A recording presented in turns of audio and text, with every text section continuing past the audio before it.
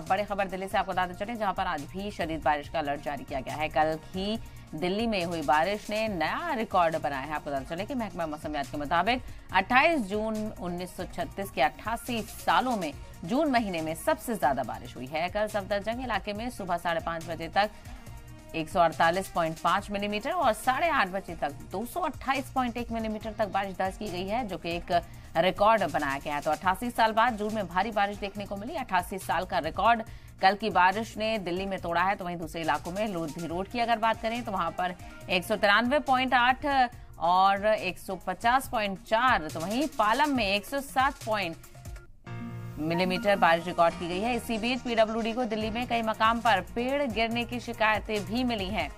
नई दिल्ली इलाके में जल भराव की 90 कॉल और पेड़ गिरने की 15 कॉल्स यहां पर आई हैं। तो शदीद परेशानियों का सामना दिल्ली वासियों को कल करना पड़ा और पहली ही बारिश में, प्री मानसून बारिश में दिल्ली का हाल बेहाल हो गया, चूंकि 88 साल का रिकॉर्ड यहां पर टूटा है, जानकारी मिली है।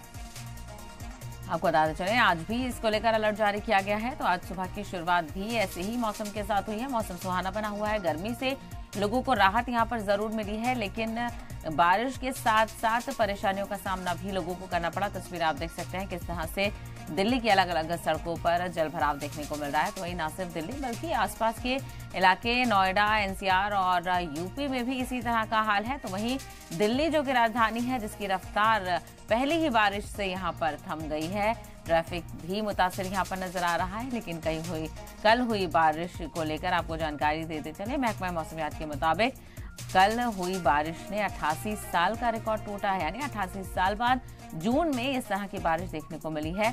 और 28 जून 1936 में ऐसी बारिश हुई थी जहां पर रिकॉर्ड टूटा था। और ठीक 88 साल के बाद जून महीने में सबसे ज्यादा बारिश दर्ज की गई है। तो अलग अलग इलाकों में काफी मिलीमीटर बारिश यहां पर दर्ज की गई और जो कि 228 से भी तजावुज कर गया।